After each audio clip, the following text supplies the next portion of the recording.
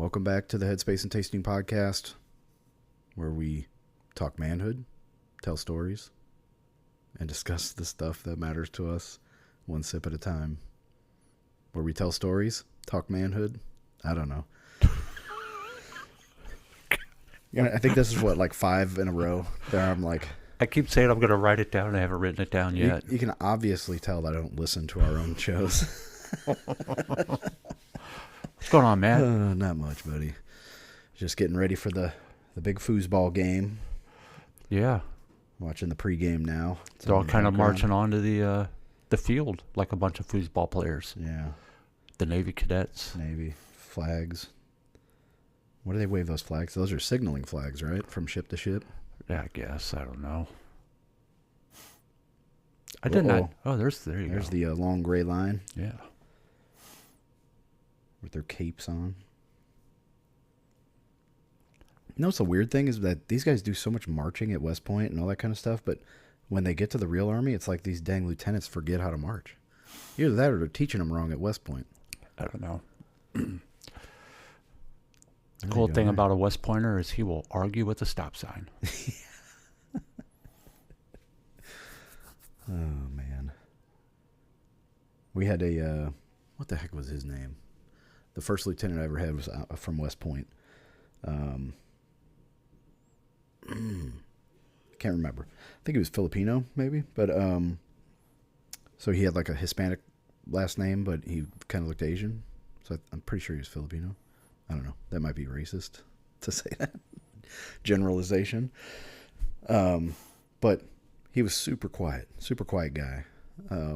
Never really said much. But my platoon sergeant was one of those platoon sergeants, like Heartbreak Ridge, gunny type of guy, like Gunny Highway, just grizzled old veteran, and former sapper school instructor, lead instructor. And, what first sergeant isn't? No, he's just a platoon sergeant. He was E7. Oh, okay. E7 tops. Okay. Yeah, he was. So he was like, he would be like, "Hey, shut up, sir." We're all standing there like, "Whoa, you can talk to officers like that?" It depends. Yeah, just him. But it was good. He was like molding this lieutenant. It was pretty cool to see. I went through the basic course with a West Pointer who sat next to me, and every day we'd come in to class and he just reeked of alcohol. And one day I just couldn't take it anymore. I'm going, "Dude, you're a West Pointer. What the heck?" And he goes, "You don't understand. While at West Point, we don't have access to any of this stuff. Right. We didn't do parties like you ROTC guys, just going to a civilian college and doing whatever you wanted to do on your off-duty hours." Right. So I'm making up for it right now. He would sleep in class. Wow. Every day. He ended up getting diagnosed with narcolepsy. Oh, no. We would be on a staff meeting, command and staff, have a meeting once a week, battalion commander, and he was sitting there and he would just fall asleep. Dang. And battalion commander couldn't take it. And he went to medical and got diagnosed with narcolepsy. Man, we get a medical discharge for that? Let's see. No. But I'm pretty sure Was there medication you could take for that? Probably. Like There's Ritalin or medicine something? for everything. Meth? When we were going through the basic course, even when I ran into him at Fort Bragg, because I did a year in Korea before I ended up at Fort Bragg and then caught up to him. Yeah. And we're in the same battalion there. And he told me then he was going to be 4 and out. He was just, using his West Point degree to get his career going. Oh, okay. Good for him. Yeah. Navy's wearing those ugly helmets.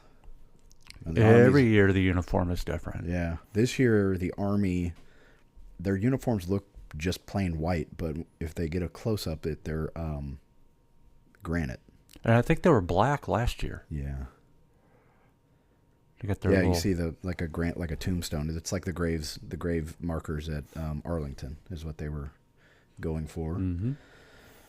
And United States Army in cursive across their back instead of their names, which I don't think.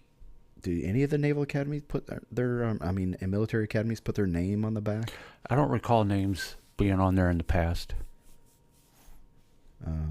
I don't see any unit patches either this year.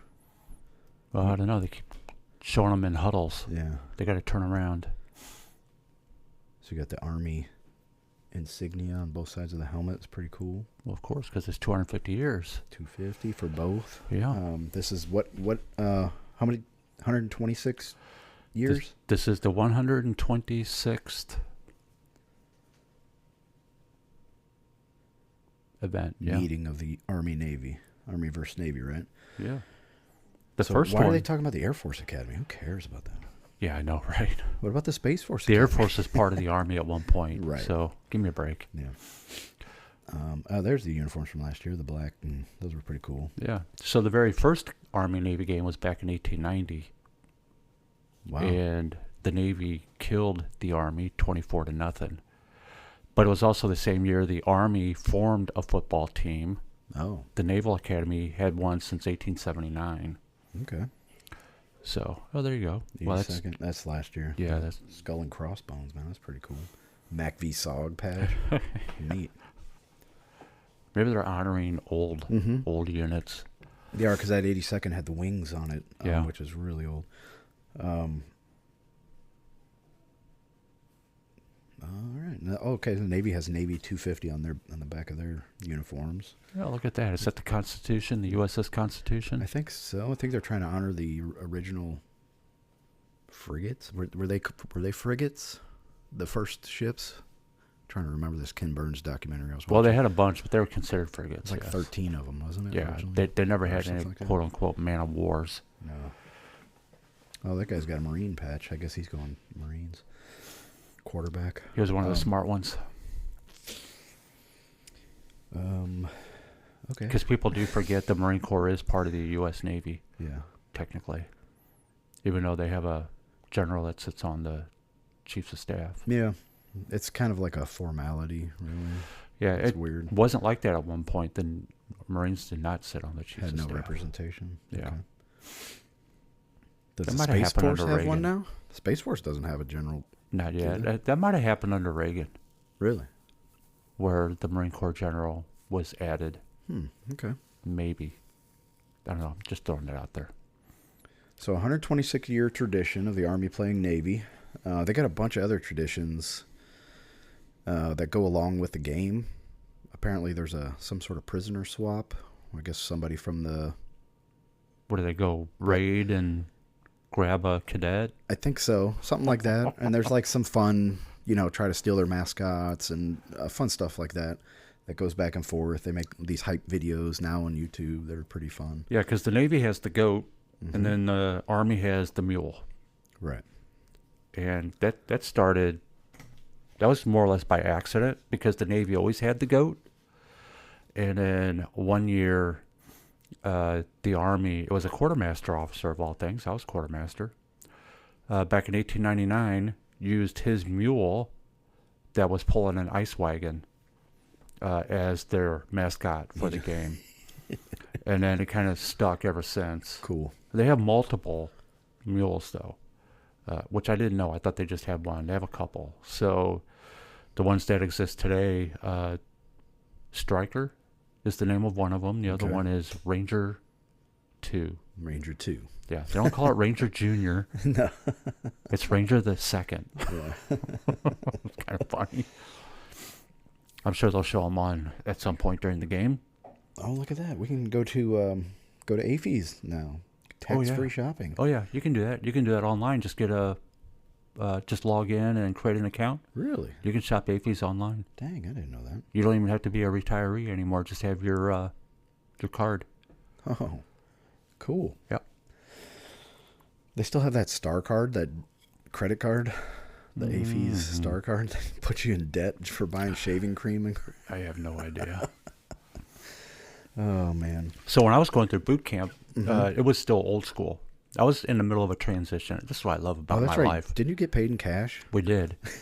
So, here I am in basic training. You walk in on payday, and you have up in the corners, up high, like in a basketball arena or whatever, the gymnasium. And up high on like tree stands are other drill sergeants, and they're sitting there with their gas mask and tear gas, but they also have shotguns.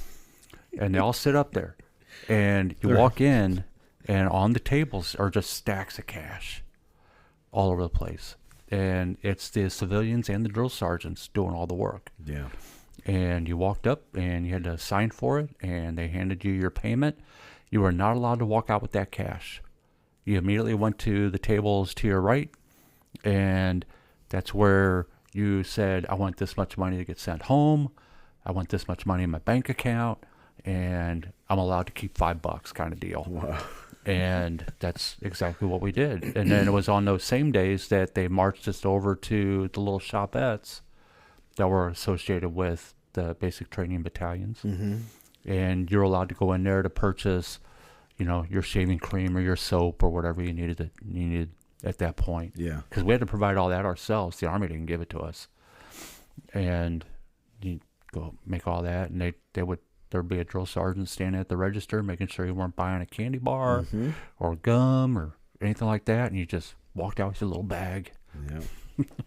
right back to the barracks. Those drill sergeants with the shotguns were probably up there praying, like, come on, you one of you stupid privates. I'm so bored. I want to shoot one of you so bad. Yeah, but I mean that those are some of the experiences I like. I like to relate those kinds of things because it just doesn't exist anymore. No.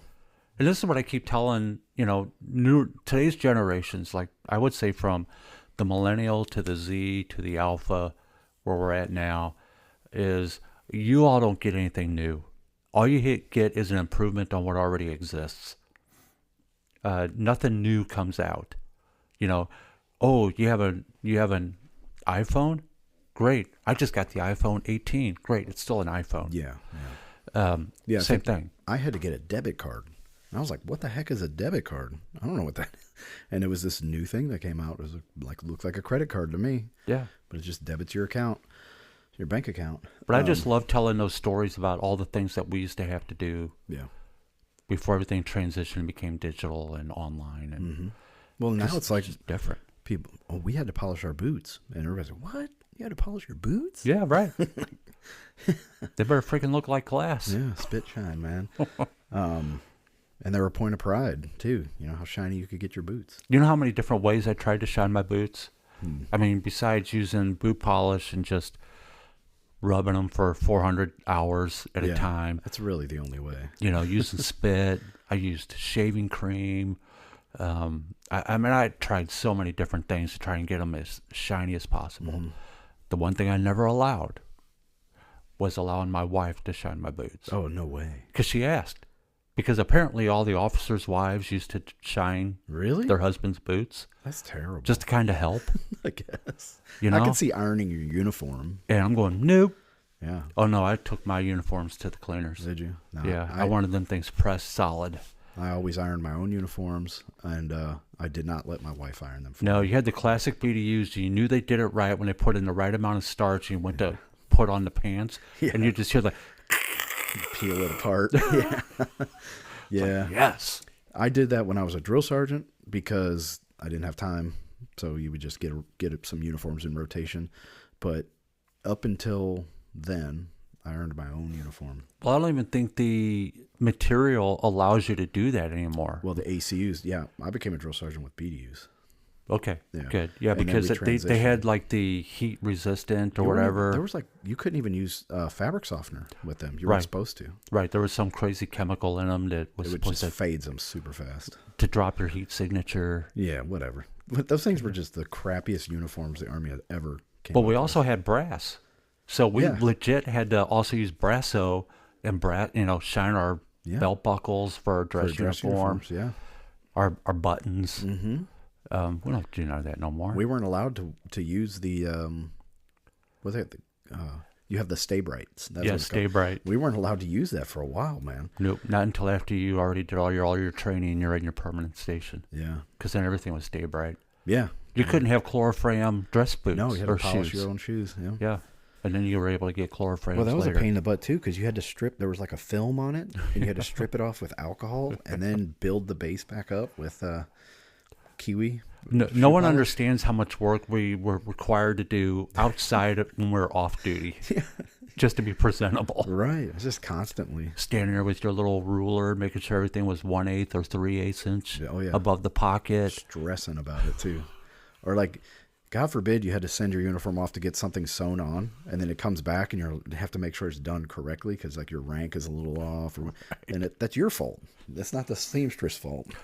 I have one picture of my Kevlar where I had my lieutenant rank sewn on, Yeah. and it's off center. Oh, I thought you were gonna say it was upside down. No, it's off center. I wasn't that stupid. That's a West Pointer. Yeah, that's annoying, man. The Kevlar, that freaking cover, the Kevlar cover. I was always like, why can't we just paint this thing camouflage? Why do we have to put a cover on it?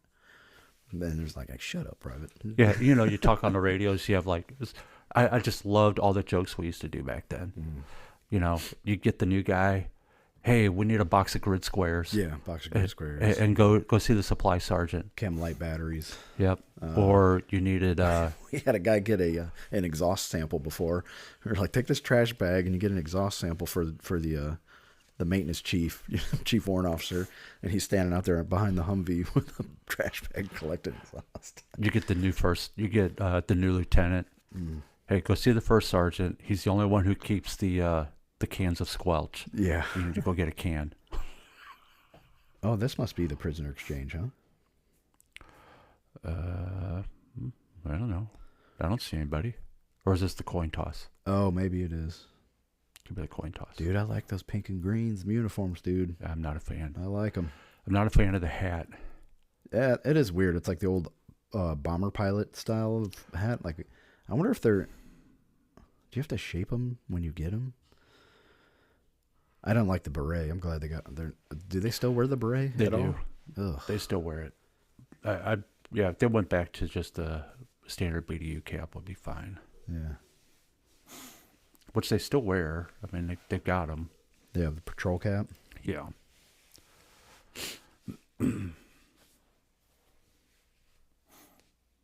Yeah, anyway. 21 minutes to kick off. Yeah. There's some Marines over there. We have the starting off, while we're doing all of our intros and watching the pregame event. Mm-hmm. We decided to kick off. I had to reach. Today's show with Colonel E.H. Taylor, small batch, bottled in Bond Bourbon. Yeah. And it was kind of funny. We went out yesterday, just spur of the moment. We're trying to find a bourbon that might somehow make a connection to Army, Navy game, or just Army in general, military. Yeah. Nothing where we went really existed. We had that one bottle look like a canteen. Yeah, an old World War II canteen. Yeah. And but we ended up going with E.H. Taylor, small batch, the first and only. And yeah, it's produced by Buffalo Trace. I mean, he's not a real colonel. He's a Kentucky colonel. Just like me. I feel good. Colonel Sanders. Colonel. We're in light company. Colonel Kevin. Yep. And then, sorry. It's produced by Buffalo Trace Distillery. It is bottled in bond, so it's 100 proof. Just a quick refresher on bottled in bond. In order for that to be called that on the standard, the product has to be part of one distillation season and one distiller at a single distillery. It has to be aged in a federally bonded warehouse under U.S. government supervision for a minimum of 4 years. And it is bottled at exactly 100 proof, or 50% alcohol by volume. Now, the unique thing about E.H. Taylor, which this is named after, is Colonel Taylor was one of the preeminent men who fought and lobbied with Congress to create the Bottled and Bond Act of 1897. So he's also considered one of the founding fathers of the modern bourbon industry. Yeah. They wanted standards so that way you knew if you're getting a good product, because at the time people were throwing all kinds of chemicals in it, faking it, putting fake flavors in it, and it was really hurting the industry. And Buffalo Trace is who makes this, but these are aged in the original Rickhouse, right? Yes, the original Rickhouse for E.H. Taylor is where it Pretty still cool. is today. And it's the OFC what distillery is what he owned. But it says he developed innovative techniques that are still in use today, which we don't know what that is. Yeah, I didn't do that kind of research. Made by hand, has been aged inside warehouses constructed by him over a century ago. Barrels are routinely evaluated to identify those with the richest and most complex flavors. So this, you said these are usually blended with different barrels, could be aged between 4 to 8 years, but it has to be a minimum of 4 years. Correct. And it does have a legit tax stamp on there. It's pretty cool. It is, yeah. Nice old-fashioned bottle. Comes inside its own little canister, kind of like a Scotch whiskey. Right. It's neat. For anybody who's referencing and wanting to know what we're talking about. What are your shell casing? Shell casing? Yeah. There you go. What are your initial thoughts? Well, it's crazy, but the first taste is a lot different than the second, third, and fourth. Yeah. But right off the bat with my nose, yeah, I still had the classic caramel, vanilla, kind of woody, and Twizzler licorice. Okay. Kind of like, red licorice. Well, I think not the black. We're going to have something similar here. So when I'm smelling it, initially it was corn. I was like, oh, that's really corn forward.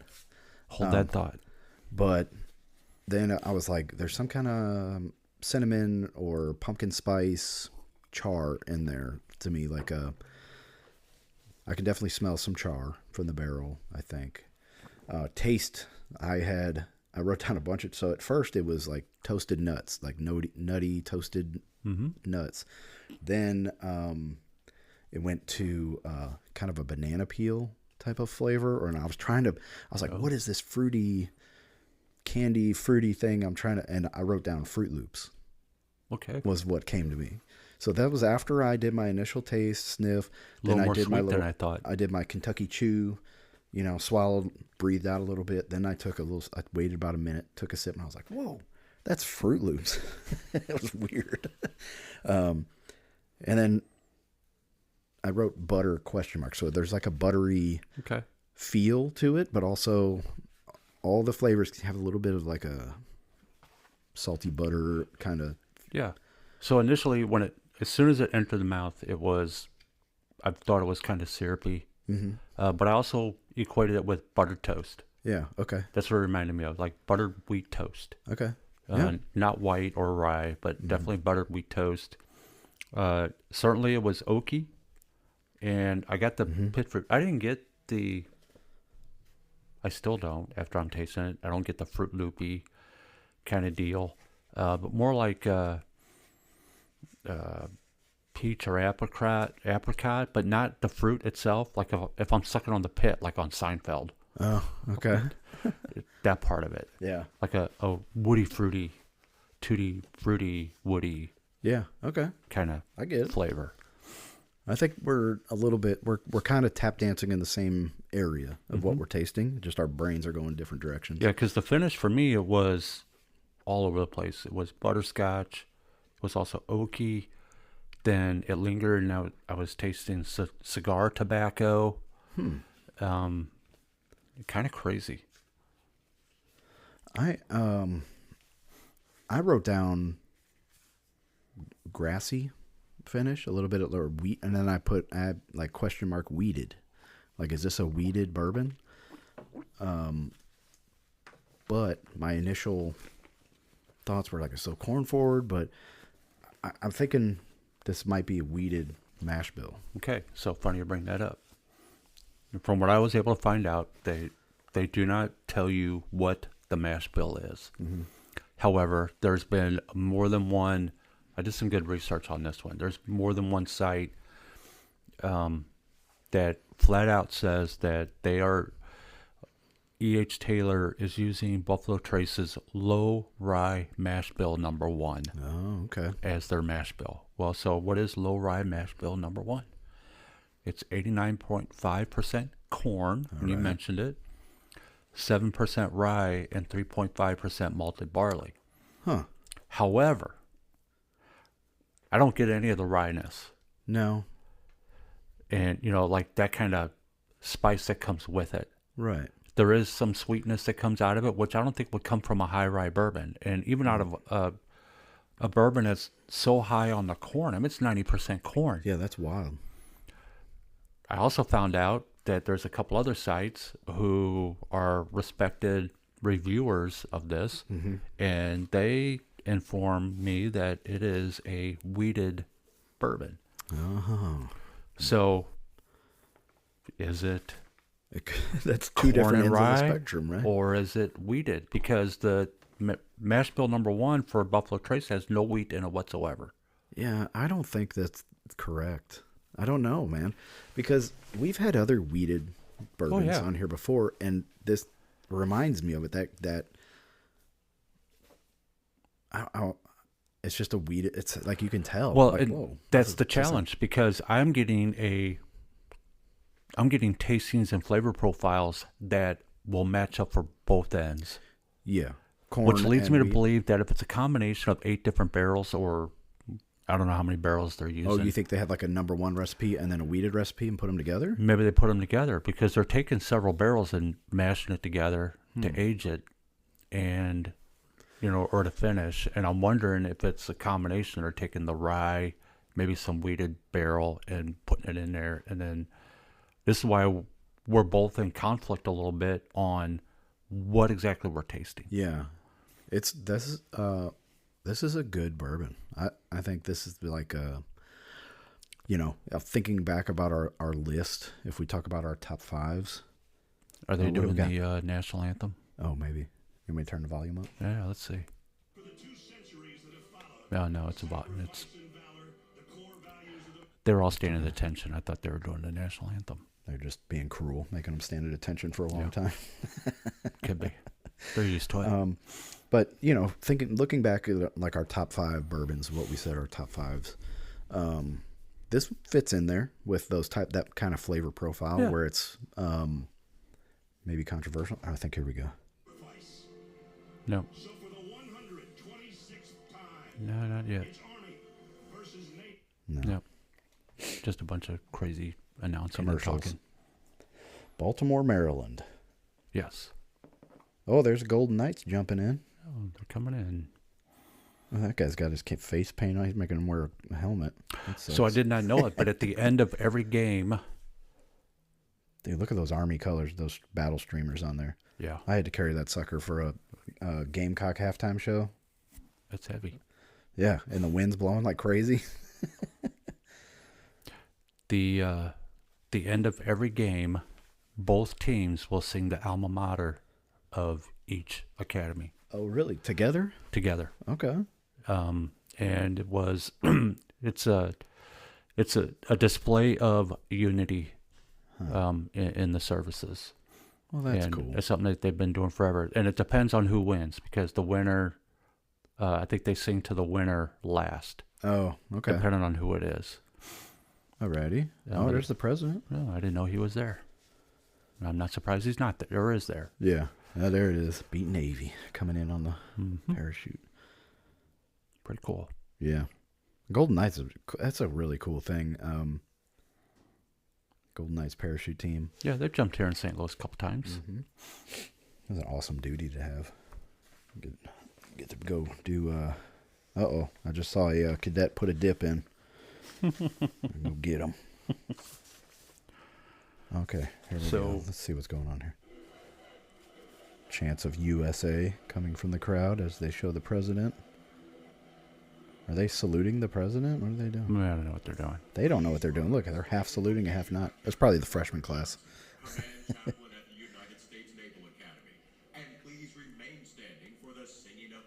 Oh, here we go.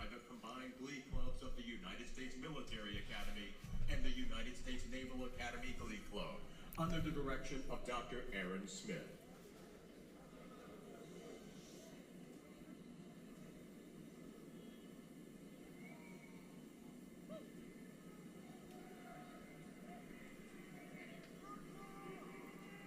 Let us pray. Eternal Father, strong to save, we gather as one people, rooted in many traditions, yet united by our common resolve. As these cadets and midshipmen take the field, we honor the bond they share. Fierce competitors today, yet lifelong teammates in service to our homeland and the Constitution they have sworn to defend. Forge in them and all those they represent unwavering integrity, unyielding grit, and steadfast courage in the face of adversity. May their efforts today and the values they embody inspire us, a watching nation, to follow their example in answering the deeper call to serve something greater than ourselves, and to let that purpose compel us to shape a future worthy of the generations yet to come. Bless the families who formed them, the mentors who guide them, and everyone who stands watch in defense of freedom around the world. Amen.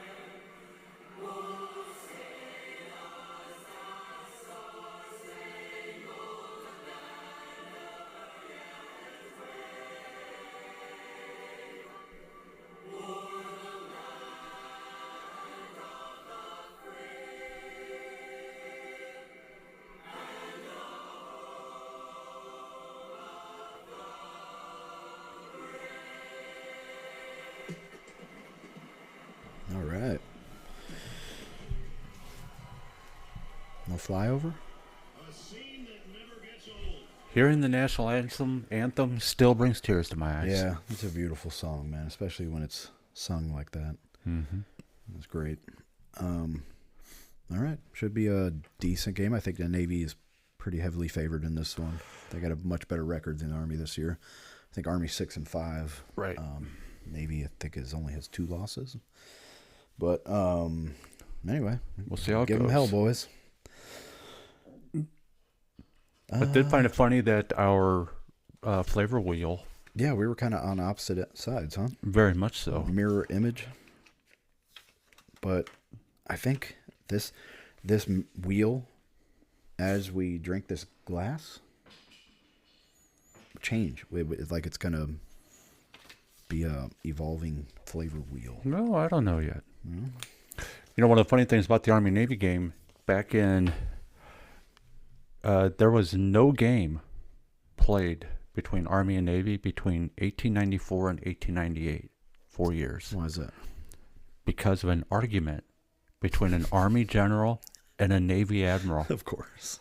I didn't look up the names, but they hated each other's guts, and there was an argument between them. They refused to play each other, and it got to the point where they were almost to the point of doing a duel on each other. Wow. So it wasn't until 1898 that they played again, and I don't know, I'm thinking maybe Teddy Roosevelt had something to do with that, even though that was the Spanish-American War. He wasn't technically in politics at that point. Although he was the undersecretary of the Navy. He was. He was a fan of football. And he resigned that. So, who knows? Yeah. We have the, let's see. Throughout the 135-year history, the Army Navy, this is saying 135 years. Oh, I guess the missing years. Correct. And then there's probably a couple others missing in there. Hundreds of athletes who played in the game would later serve in combat, including Omar Bradley, Dwight Eisenhower. That's the class of 1915, later known as the class that the stars fell on for producing 59 generals. But what was the year? 1915. Okay. So yeah, Okay. World War I and World War II, and both of the career spans. So it was 2 years before we entered World War One. It was that group that had all the generals in it. Okay. So you have 6 midshipmen who lettered in varsity football have received the Medal of Honor, and 5 cadets from West Point went on to receive the Medal of Honor. Some had very minor roles, like MacArthur, who was the team manager. Which MacArthur? Douglas, the junior. Okay. The one whose Medal of Honor is dubious. We're talking about World War II. Yeah. So there was 11 football players from Army Navy combined that went on to receive the Medal of Honor. Most of these were World War II, one from the Korean War, one from peacetime, a peacetime Medal of Honor, which I never heard of. Who was that? His last name was Hutchins, Carlton Hutchins. In 1938,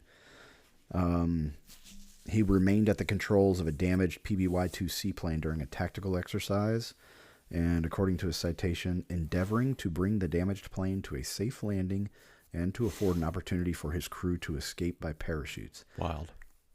So, I will bet you that's the last time that a peacetime Medal of Honor was ever awarded. Yeah, that's a strange one. I mean, I don't even think that would, if that happened today, you would get like a commendation medal, maybe, or the soldier's medal, possibly. Right, because it's the highest. Yeah. Oh, okay. Yeah. There's because the soldier's medal was the highest peacetime. It is, yeah. Award for bravery. Mm-hmm. This guy, Robert Cole, he was a lieutenant colonel, played all 4 years at West Point, graduating class in 1939, then became a paratrooper with the 101st Airborne, 3rd Battalion, 502nd. On the 5th day of the fighting, his team was tasked with securing the last 4 bridges into the French town of Carentan. So if you ever watched Band of Brothers and all that, that's the unit there. They fought in Carentan, and then he was later killed in Holland. Okay. Operation I'd be curious if Garden. the Hutchinson dude, that's what caused the formation of the soldier's medal.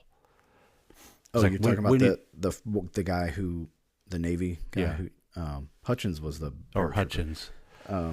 I'd be curious if that was what he was triggered that. He was a Navy pilot. So Yeah, but is there an equivalent in the Navy, like a sailor's medal? I would have to think so. Yeah, there probably is. The crowd goes wild for Trump. Mm-hmm. Oh, this is the coin toss here. Yeah, so we're playing today in Baltimore, Maryland. Mm-hmm. When do you think was the last time the Army-Navy game was played at the Naval Academy? Oh.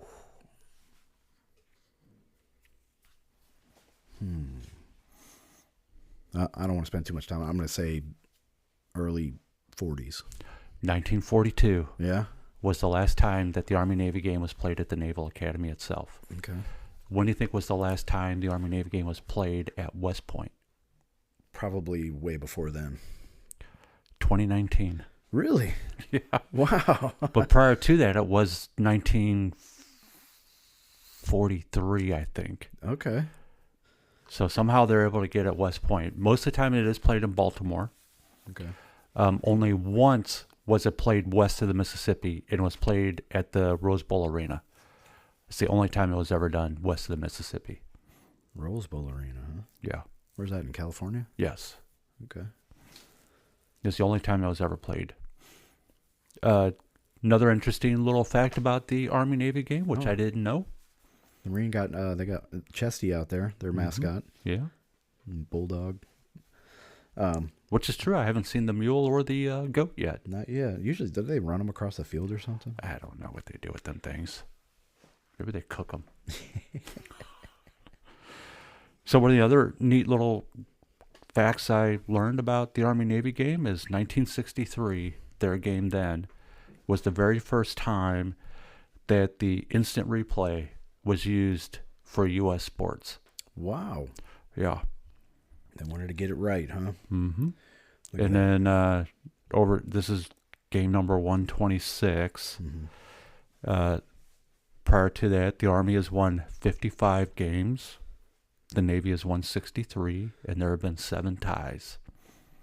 Ties. Oh, look at their helmets. I thought that was like some kind of wood grain, but it looks like the side of a ship or something. Like it's I think that's what they're trying to do. like a salty anchor or something. Yeah. Who knows? Neat. Don't know. Yeah, I think Navy won last year, right? Army had them for like 5 years in a row. I want to say the Army is, I think, out of the last 5 years, I mean, a short time span, but I think they've taken the lead out of the last 5. So today is the 12th of December, Yes. right? 12th or 13th? It's the 13th. 13th. Today's the 13th. Oh, even better. 13 December, 2003. What took place? What was significant about the 13th of December, 2003? Are we talking military-wise? Yes. Let's see. We had already invaded Iraq. Mm-hmm. I don't know. Would they kill Uday and Qusay? So the 13th of December, 2003 was the day I mobilized in my reserve unit for Operation Iraqi Freedom number 2. Mm-hmm. It was also the exact same day that Saddam Hussein was captured. Oh, okay. They found him in a little... Yeah, that little hole. Yeah. I listened to a podcast with a guy named Tom Satterley on it. He was a Delta operator, part of hunting them down. He's talking about they had 2 teams out that night. He was on one. The guys who caught Saddam were on the other. And so they called him up, say, hey, we got him. Get back here. And he was like, what? So he goes walking in the office, whatever, and he sees his boss straight ahead, and then he looks to his left, and he's like, damn, this is Saddam Hussein sitting right there. And he said that Saddam spit on him. He's like, Yeah. So he has Hey, has that in his memory bank of getting spit on by Saddam Hussein. should have took a sample and saved it. So, yeah, so I remember when we were all in formation and they made the announcement that he was captured. Okay. And, obviously all of us cheered and all that, because the reality was when he was captured, everybody thought that the war's over. War's over, Yeah. right? We're all going to, but for whatever reason, this insurgency decided to kick in and, extended us there for many years after. But we thought it was going to be short and sweet and done. It's nothing like that whatsoever. No, the longest war in American history. The funny thing, little funny backstory. So Saddam Hussein wasn't new to our memories or language in 2003 because he was the one we were fighting against during Desert Storm back in 1990, 91. And didn't we support him against the Iranians? Yeah, early. Yeah. Yes, back in the early 80s. Before he gassed them, and then we were like, Or no, he gassed his own people. He gassed the Kurds. He was gassing his own people. Later. Yes. But one of the funny things is that was when President H.W. Bush was president during Desert Storm. Yeah. And, obviously his name is Saddam Hussein. And Saddam means one who confronts. Oh, really? But on purpose, President Bush used to say Saddam. Yeah, Saddam Hussein. Saddam Hussein. And even his son, George W. Bush, the second time we were fighting him, used to pronounce him the same way. Well, it's kind of funny because Saddam means one who confronts, but Saddam means a barefoot beggar. Weird. And so that's why he always pronounced his name the way it was. told him to do that. Oh, I'm sure that's just to get his goat. intel. Yeah. So just quick little. Neat. a fun little fact, but yeah, good. Everything kind of falls into place today on the 13th. Oh, yeah, it is. You in the Christmas spirit yet? No. No? Oh, that's right. You don't believe in it. I forgot about that humbug.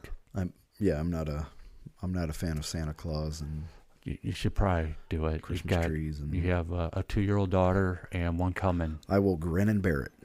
We just started putting our tree up today. Got to embrace and love it. I don't know about that. But no, Christmas songs don't play in my house, and I don't have Christmas decorations outside. Wow. Can't believe you're saying this all out loud. I don't do any of that stuff. Wow. Just not into it, man. They're fun. But the spiritual significance of it and the history of Christianity and the miracle that Christmas represents. It's a pagan holiday. Well, we don't know when Jesus was born exactly. Right. We know when he died to the date, yes, and hour. That's well documented. Mm-hmm. We don't know exactly when he was born. No. So, from the history of the early, I guess it was these Christmas traditions were allowed to happen just so people would be accepting to the to the Catholic faith, I think, is how it all started. But I don't know. Don't know. It's a fully Americanized event holiday. Well, it is, but there's a lot of European nations who do the whole sure. Santa Claus and the tree thing. They follow with American traditions, kind of like Thanksgiving. Thanksgiving is becoming a growing... Like a worldwide thing? No. Thanksgiving is becoming a growing holiday in Britain, of all places. Wow. And, I mean, the traditional American Thanksgiving, the turkey and the stuffing and all that. Neat. That is what is growing in Britain. It's becoming a thing, and they want to eat the American food, and they're having the American Thanksgiving. Cool. Which, why not? Because at the time when the first Thanksgiving took place, they were all British subjects. Yeah, or Dutch, weren't they? So, no, they're British. Well, British subjects, but yeah. So, that's... why good. not? They should become the 51st state. I don't want them as the 51st state. They have a lot of purging to do before that was to happen. Just give us Scotland. We'll be happy. Yeah. That'll be fine. Yeah, so I know you're a big Christmas nut. It's fun. Well, I'm just not a big fan of fun, I guess. Maybe that is. I mean, last night, curmudgeon. The whole family was able to get together last night, and we drove around all the neighborhoods for a little over 2 hours, actually. Mm-hmm. Driving around neighborhoods and just looking at Christmas lights, listening to Christmas music, and laughing and telling stories in the car. It was a good time. I'd rather stick a needle in my eye. Oh. No, it's not that bad. If my daughter... Those kids are going to remember every moment. Yeah, if my wife and daughter wanted to go, I would do it. Sure. Let's go get some hot chocolate and look at Christmas lights. Plus, you know what? What I like about it is I don't have to sit and think about what's going on at work, what's going on in the world. No, just enjoy your time with your family. That's great. Then I do enjoy that about all holidays, regardless of which one it is. The time with family that you've all decided we're everything else is on hold. We're going to be together and have fun and enjoy this. Right. Some you don't take as seriously as others, but I'm looking forward to this Christmas season for church, our new church that we joined. I'm excited to go to. I never went to a Christmas Eve service before, and we're going to go this year. Okay. And that's what I'm looking forward to. But besides that, me and my wife decided we're not getting each other gifts, and because we just got the house and baby on the way and all that sort of stuff, other expenses, and so we're just gonna take it easy this year. We'll get Emma some gifts, and I think we're buying some small gifts for our nieces and nephews, and that's it. Nice. It's all about being in the moment, making the best of what you have. Yeah. I mean, it really is. And I think we are going to watch It's a Wonderful Life. We'll watch that. We just watched that a couple nights ago, and all of us cried. Yeah. Including me. Group cry. That's nice. Yep. Really good movie. There was one night Emma would not, like, she woke up, I don't know what time it was, probably midnight, and couldn't be consoled. So we went and sat on the couch, and I put on Miracle on 34th Street for her. And then we both fell asleep watching Miracle on 34th Street. I don't even think we made it past the first scene. We were out. Is the bourbon changing any for you? I mean, I can definitely tell it's 100 proof.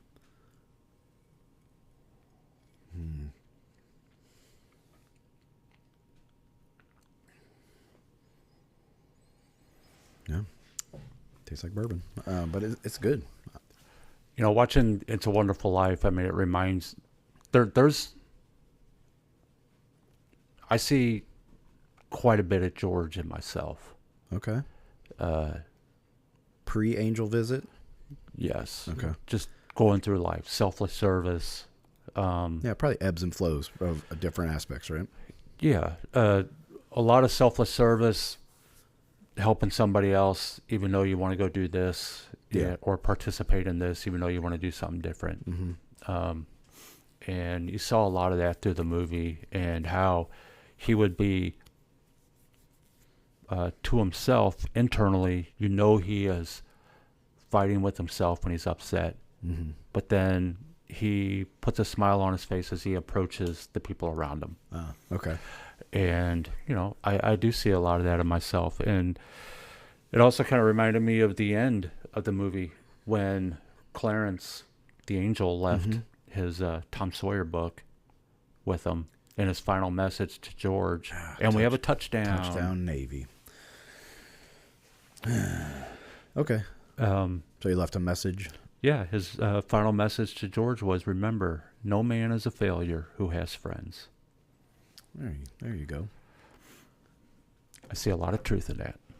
If you think you're going to go through life alone, you're going to be hurting. Yeah, in fact, you're doing it wrong. Like, going through life alone, you're doing it wrong. Right. Yeah, you need... But how many people try to do that? Oh, I tried to do it for a while. I tried. Yeah, me too. To just, because I didn't want to be around. I was a miserable person. I didn't want to be around anybody. And it just made me more miserable. Mm-hmm. But I think, for me personally, God put people in my life that I try to push away, but they stick around. And it's pretty amazing when you finally realize, like, oh, this person's awesome, and I should stop being such a jerk. Yeah, there's a quote in the Bible in which it says, you may have entertained angels and have never known it. Okay. And there's more than one way to interpret that. By entertaining angels, what do you mean by entertaining angels? Yeah. Did you invite someone into your house? We made Was them it a laugh stranger? by doing something stupid. Yeah, it could be anything. But another way to look at it is, let's say you are struggling personally with something, or I just can't come up with an answer to something, and it's just really eating at me, and I can't figure a way out. I don't know what I should be doing next. What's my next step? Mm-hmm. It could be someone completely innocuous who just happens to say to you, Matt, you need to smile more. Or, Kevin, why aren't you going to pick that up? Why'd you just look at it? Yeah. And that is someone who just happened to be standing with you and said it. That could have been God's message to you through another person, and you just blew it off. Yeah. And that's one of the newer things I'm trying to pay attention to more, is when I'm reading the Word, and I'll read a chapter or two in a day, but maybe there's a single verse or just a single sentence, A single word. or a word that I really need to be paying attention to and focusing on. Yeah. So we've been talking about this throughout the past week about what do we do? What are we doing in our lives? Right. What are we doing here? Like, and you shared the sermon with me from that gentleman in Atlanta. Mm-hmm. What's his name? Last name's Phillips. No, it's Mitchell. His last name's Mitchell. Okay. He's got the initials PAM, P-A-M. And I think it's Philip Anthony Mitchell. 2819 Church. 2819. Okay. Yep. That's what I was going to look up real quick. But he is a down and out. Dude. He preaches like a drill sergeant. Yeah. And I find it appealing because he's not bringing any fluff into it. It's almost refreshing. Yes. But it's very convicting at the same time. It's a punch in the gut. Yeah. Every time he talks. Yeah, because I started listening while I was at work, just kind of put it on in the background and I'm working, and I found myself not working and only listening to the sermon, and then it was like, oh, I got to turn this off. I'm about to start crying. Yeah, it's not something I haven't heard before. I'm hearing it in a different way. I'm hearing it without the fluff. I'm hearing it with, it's a direct one-on-one. Kevin, listen to what I'm telling you right now. Yeah. And he is taking the Bible for what it says. Yeah, and to the point where he pulls out a word saying, oh, you think this word means this? Yes. Let me explain to you what it actually means. Because Yes. if you go back to the Greek or the Hebrew, and this is what it really means. Right. What was the one word you'd... taken. Taken. So Yep. he was talking about there would be two workers in the field and one will be taken. And a lot of people feel like that's the rapture. Rapture. But he's like, no, the rapture's already happened. Mm-hmm. Like, weren't you paying attention? Look, here's the order of events. Now you're working in a field. Right, because and Jesus one guy- has already come back. Right.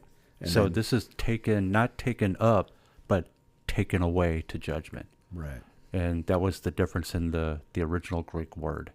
So if you're just cruising through your Bible reading, like me, I read a chapter a day, but I'm Me just too. trying to get through the New Testament because there's a lot of books in the New Testament that I haven't even read. So I just want to read them. Then I'm going to go back and start over again and do the traditional Bible study where you go to the correlating verses where, New Testament, Old Testament, and all that. I haven't decided exactly. Oh. Go Army. So his tone of voice is loving and harsh at the same time. Mm-hmm. And the harshness comes from love. And you can tell he's passionate about the people he's speaking to. He's passionate about what he's speaking about, but he's saying it like a big brother. He's like grabs you by the shirt and shaking you like, hey, wake up, dude. Right. What are you doing? There are so many periods where I'm listening and going, man, I am such a self-righteous idiot. And not doing what it is I'm supposed to do. Like, you hear it all day long. You know what you're supposed to do. Yeah. But you have zero action with it. And if you hear it, but you ain't doing anything with it, you're gonna be cast out. Yeah, his big theme was like, be awake and be ready, because we do not know the day or time when Jesus is coming back, and you need to be ready. What does that mean? And it's like, then you got to go down that road. Mm-hmm. What is it like to be ready, be vigilant, because I think the Bible says he'll come like a thief in the night, right? Yep. And his analogy, the pastor, what he said was, if a thief said, I'm coming Wednesday night at 12:30 in the morning, you guarantee you'll be sitting on the front porch with a shotgun waiting on this dude to show up, right? Or hiding behind the door as soon as he kicks it in. Right. Like, you're going to be ready. Yep. But what if he said, someday in the future, you don't know when, I'm going to come? You would have this sense of urgency about your life, right? I really believe we need to be in that sense of urgency. I kind of believe that, it might not be my lifetime, but it could be a lifetime after mine. Right. My children's lifetime, that this thing called the tribulation is going to happen, in which the church is going to get pulled out of the world. Mm-hmm. And you know what? I don't want any of my family members to miss that. No. And if you say that, oh, but I go to church every day. Yeah. Okay. Big deal. Yeah. Jesus is going to stand there with you and say, I never knew you. Mm-hmm. And you're going to get taken away. Yeah, that to me is like the scariest thing in the world. I can't imagine my Lord Jesus saying to me, I never knew you. Yeah. That is the scariest thought ever. And I do not want to be in that position. There's a lot of people that would say, like, well, I study the Bible, I read the Bible, and I know Jesus, and I'm like, yeah, but demons know Jesus too. Exactly, and they tremble. Yeah, right. And there's also the lovey-dovey brother Jesus thing with American churches, where Jesus is, he was a humble servant when he was here on earth. He humbled himself and became human here on earth, but he's king. He is the rule, like he's a mighty warrior, Right. It's like he's not this dude you're like, oh, hey brother, what's up, man? It's I mean, look when he entered the temple and cleared it out. I mean, he walked in with a whip and was flipping tables over and whipping everybody out. Righteous anger. Yeah. So it's not going to be too fun for, it's going to be horrific for people who don't know Jesus. And not only do you need to know him, you need to be repentant, repent of your sins and accept the gift of grace. Right. But there's a lot of people who do that, but their heart isn't changed. That's the whole concept of being born again.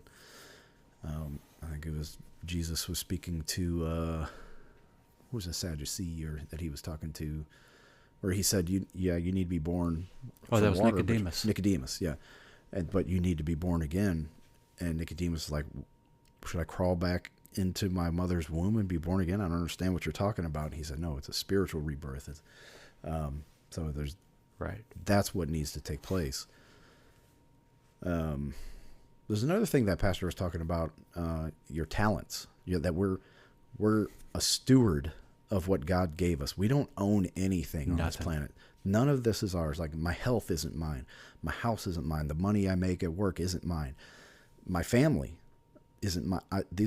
I'm a steward of these things that God gave me. That's been a challenge. I'm gonna be a little transparent here.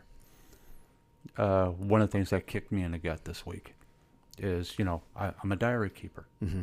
And I was looking for some information about what was going on in my period of time when I was saved, early in my walk with Jesus. So I'm going back to early 2000s, looking through some diaries there. I read in there 2005. This is going to sound terrible. 2005, I wrote that I currently give $100 a month to the church, and I'm going to double it. And in 2005, that was a big deal. Mm-hmm. Do you know how much I give per month to the church today? I'm going to tell you. $100. Wow. 20 years. I'm still giving the same amount. And so here I am, someone who professes the faith, understands, and in 20 years, I have not been able to allow the Holy Spirit to come in and control my finances. Yeah.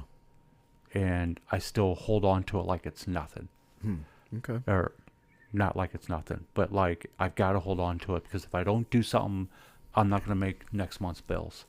And I'm not putting any faith in God that he's going to take care of me and the family. Well, let's take a quick side road, talk about the concept of tithing versus giving. So tithing is like an Old Testament concept of 10%. Yes. Right? 10% of every shilling. I don't know what kind of money they used back then. It could be anything. Whatever they're it is. giving 10% of their harvest. Yeah, 10% of your harvest, 10% of whatever, Whatever you got. gain. So some churches today still push that tithing concept, right? But I think in the New Testament it talks about to give joyfully. Give whatever you can and still be happy about it. Right. I guess. So You're giving out of your heart. yeah, and a lot of churches will say, yeah, 10% is nothing. That's a beginning. That's a good starting point. 10%. Right. But I think it's different for everybody, right? Well, it is.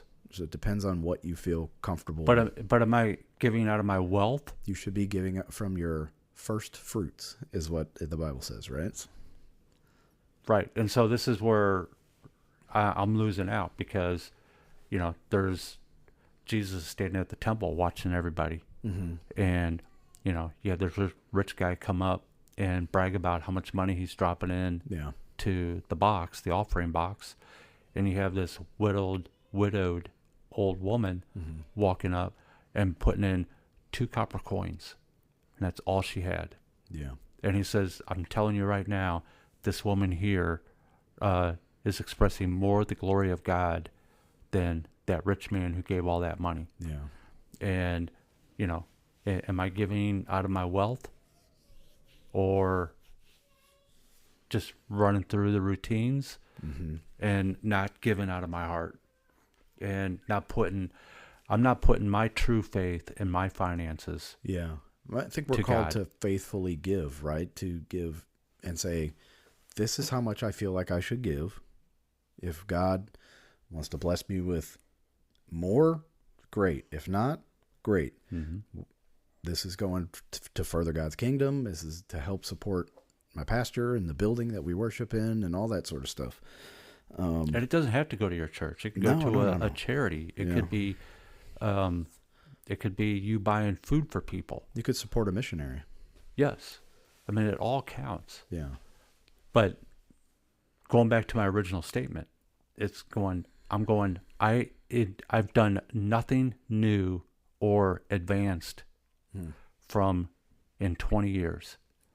And it should be the other way around. Yeah. Like 20 years later should not look like what I was doing back in 2005. No, it shouldn't. Exactly. It shouldn't. So, I mean, that's the thing that's the punch in the gut that I've been experiencing. Well, thank God for that you came to that realization, man. Yeah. And it's not out of, my duty right to do it or to recognize it. It's the fact that I recognize and going, man, I'm just falling. I'm not doing what I'm supposed to be doing. Mm-hmm. How many times have I heard something maybe at work or amongst friends, I'm struggling with this, and I'm not behind the scenes stepping up and going, what do you need help with? Yeah, I can get that for you. Well, I'll cover that. Mm-hmm. How many times am I not doing that? Probably more than you do. Like all of us, I'm guilty of that. Well, that's where what I I'm walk saying. away and then I'm like, oh, so I should have prayed. I should have asked him if I would have prayed. That's what I'm saying. I could say I'm a believer all day long, but I'm not taking the action. I'm not going one step further. And we have a touchdown. Army. Nice. Yeah. Yep. Good. Tie game. Well, it's not tied yet. They got to kick a point after. But, so the proof's in the pudding, right? Like, that's why I guess Jesus said the fruits of your faith. Are you bearing fruit? You might be in some areas, but not others. Well, and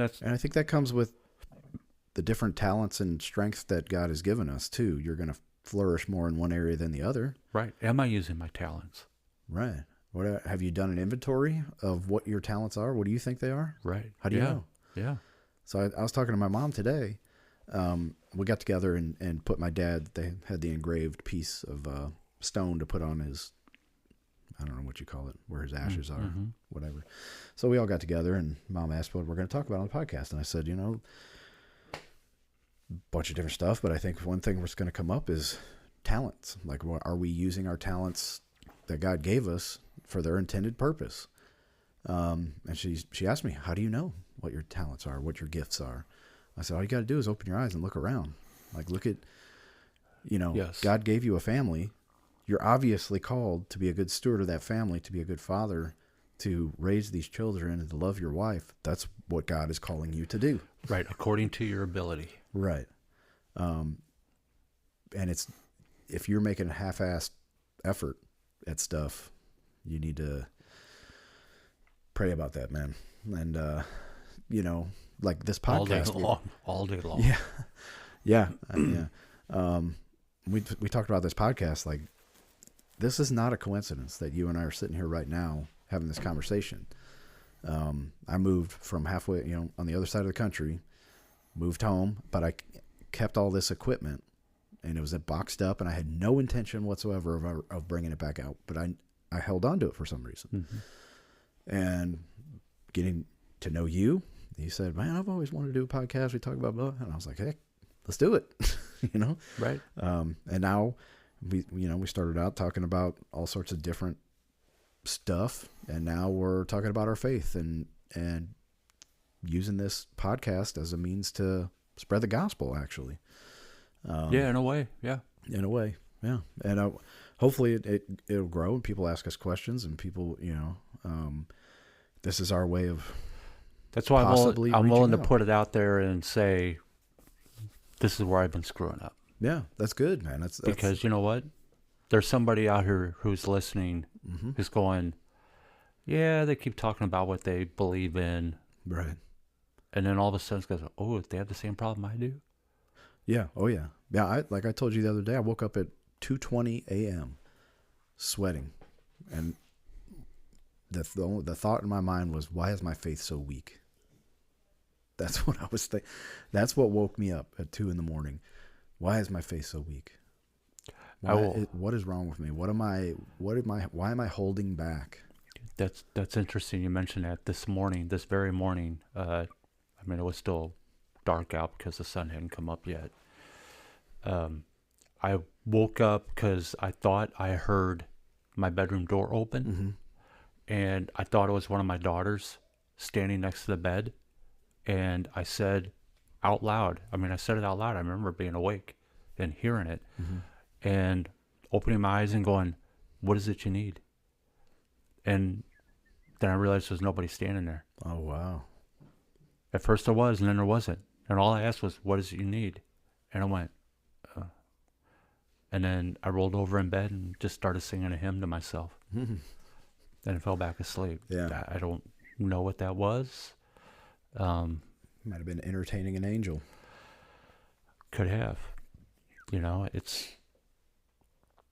I things like that I don't know what to do with, other than I need to acknowledge what it was and pray, and ask what is it you need. Yeah, right. That was the question. I actually said it out loud this morning. What is it you need?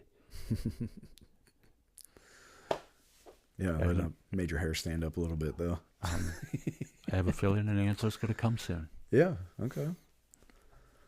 Yeah.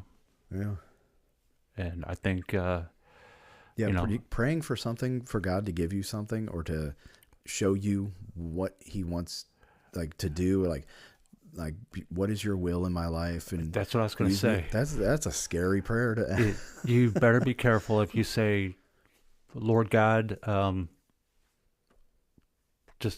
do what your will is. You tell me what your will is, because it's going to send shockwaves through your system. Yeah. One of the things I used to pray for strength all the time, but my life kept getting harder and harder and harder.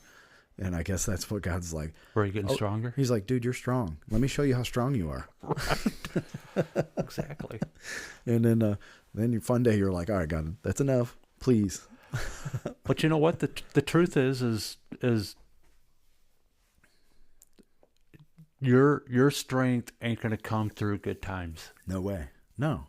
It comes through difficulty. Yeah, all these beautiful sculptures you see started out as a lump of rock, and they were hit with a hammer repeatedly. And I'm here to tell you that you have bad times. Yes, it's okay to complain about it. Sure. but you better be thanking God at the same time Yeah. that you're complaining, because He is setting you up for something better based on how you come out of it. Man. Yeah, sometimes I pray like I'm strong enough, God. I'm good. I don't need any more. But that's kind of my own, you know. Yeah, but I see what other people have to go through sometimes. I look at like bad stuff that's happened to me, hard times in my life. I'm like, dude, it's nowhere near as bad as it could be. yeah. You know, so I always thank God and count my blessings all the time. But you know what? I'll swing back to the finances again. Yeah. It's not unbiblical to prepare for the future. Right. No, you should be. You know, there's more than one verse in the Bible or chapter that talks about preparing for your future. At the same time, you're not to dwell on it. Right. Right. And, you know, that's where, for me, that's been a challenge where, you know, it's not the love of money, but, you know what, can I call it an idol in a way? Not money, but my idea of I got to protect my future kind of thing becomes overpowering versus I need to turn it over. How do you Even feel? though I'm doing okay, I need to turn it over to Him. How do you feel about carrying debt while also giving to the church? Like Yeah. consumer debt, you know, debt beyond your mortgage. So if you follow Dave Ramsey will tell you that you need to start giving to the church right away, and then you work on paying off your debt. But give to the church first. Yeah. I actually went the opposite direction. I said, I can't, it doesn't make sense to me to give to the church if I still have all this debt. And so again, and it's probably the human side of me, is I went through and paid off all my debt first. Yeah. And did you give more to the church after that? I just told you how much I give today. At the time I did. Yeah. Okay. But then, you know, things happen, things Sure. change, and I Yeah, went, yeah. oh, I need to cut back a little bit. Well, Yeah. that was probably the wrong decision to make. Actually, it's not probably the wrong decision. It was the wrong decision. Yeah. And because I am pretty sure, I mean, I have actually, and I've heard these stories, I'm sure everybody has. I've had times where I am really struggling and trying to care for the family, because I've always been single income. I got 5 kids. Yeah. And I just need, if I just had $290 to cover whatever this was that came up. And lo and behold, a week later, I'll get a deposit or a check in the mail that it is enough to cover what it was and then some, because of something, I mean, completely unrelated. Yeah. But it just hits you at the right time. Right. And, you know, that's an answer to prayer. Sure. You know, pray. Pray for all the goodness. Pray for thankfulness. Pray for everything you need. It's not a bad thing to ask for what it is you need. You know, God wants to hear what you got going on. I mean, I need Jesus more now than I've ever needed him. I mean, I needed him during my cancer fight, but I need him now. I need him right now. To care for me in many ways, care for my family, cover this expense, or, you know, fix this, or improve and mend this relationship. You know, he wants to hear all these things. If you want an answer, you've got to ask him. Right. And then once that happens, you better be thanking him. You know, how many times you get an answer to a prayer and then you just don't think about thanking him? Yeah. You know?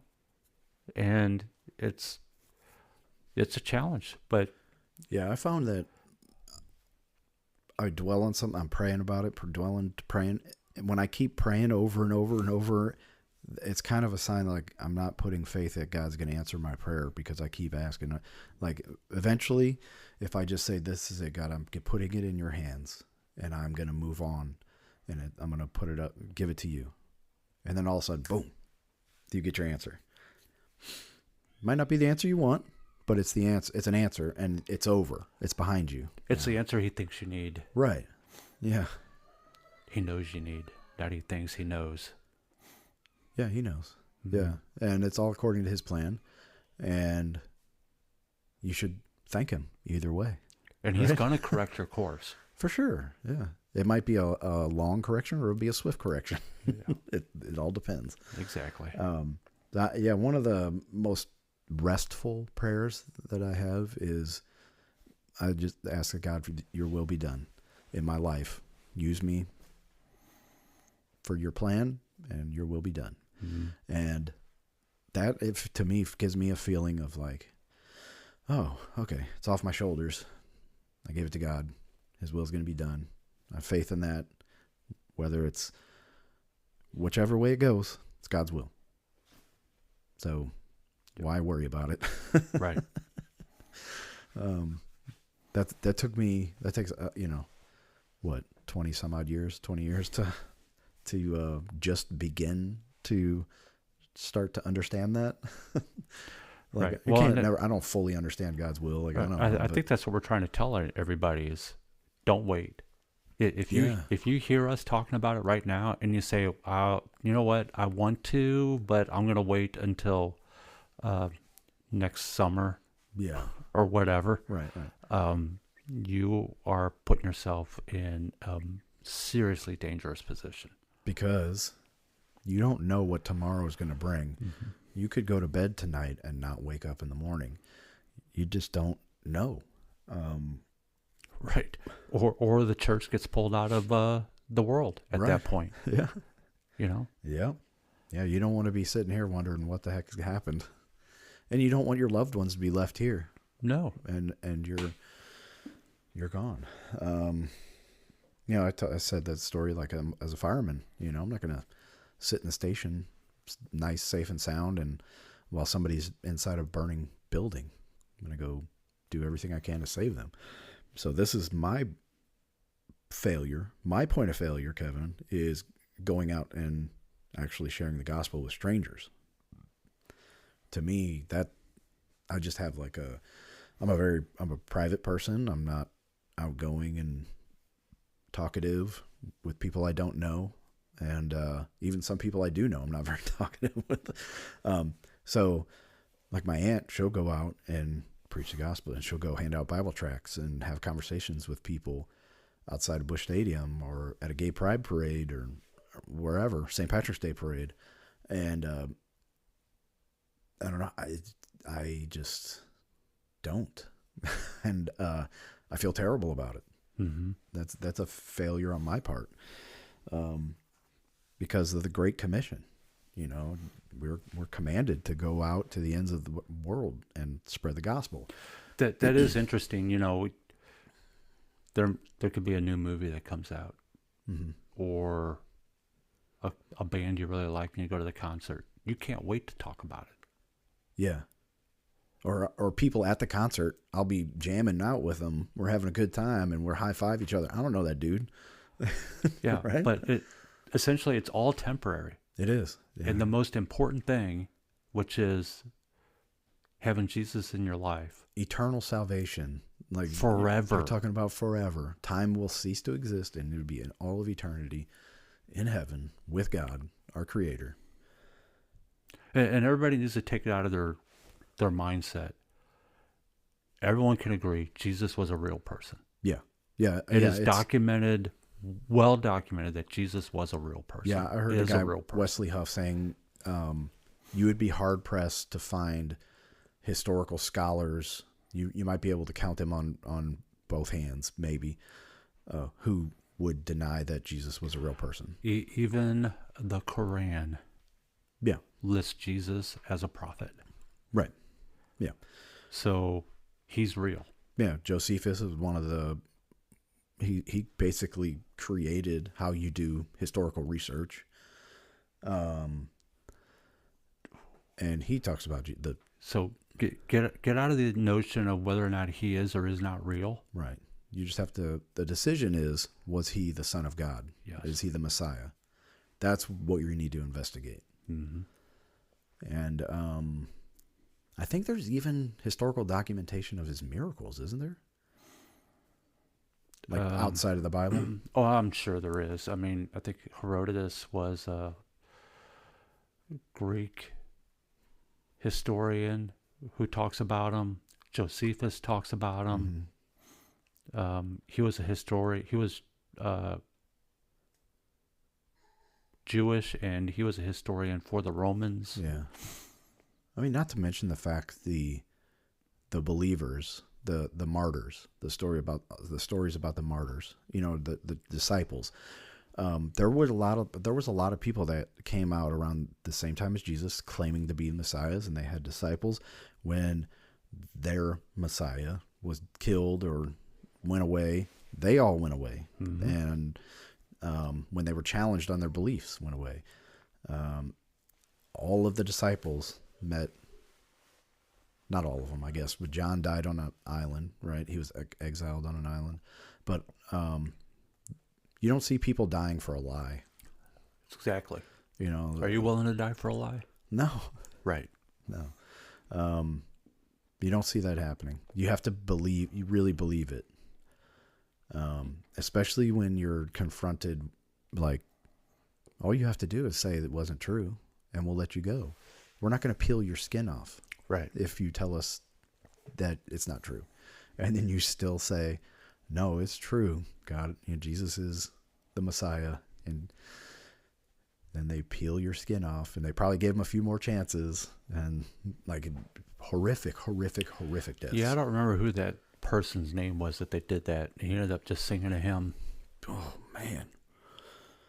Well, I know, like, wasn't Matthew nailed down to a stone floor and then lit on fire or something like that? I don't remember. Peter was crucified upside down. Yeah. And I think he had some skin peeled off or something. Yeah, he said he wasn't worthy. You're not worthy to be hung in the same manner. Yeah. James was beheaded. Stephen was stoned. I guess beheading, if you had to pick one, depends on how slow or fast they do the beheading. There's been some crazy misses. Yeah. Or if they're using a dull knife and just sawing through your neck. I mean, there's even instances of the French guillotine missing.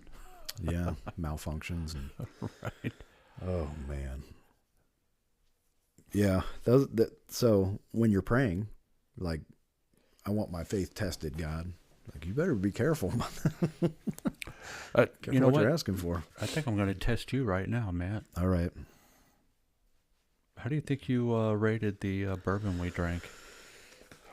Or are drinking? Thinking about 1 yard. Was it 4th and 4 and 1? Yeah. 4 and 2. 4th and 2. They're going for it. They're going for it. Good. Yeah, because they need to. Because if they get it, they got a better chance of getting a touchdown and getting ahead of the Let's go, boys. Navy. What's going to happen? Quarterback sneak, first down. They got their first down. Nice.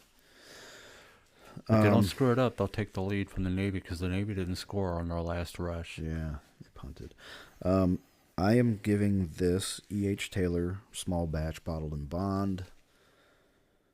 I'm going to go... Whoa. I had 2 4 stars in a row. I'm going 3 stars. I would agree.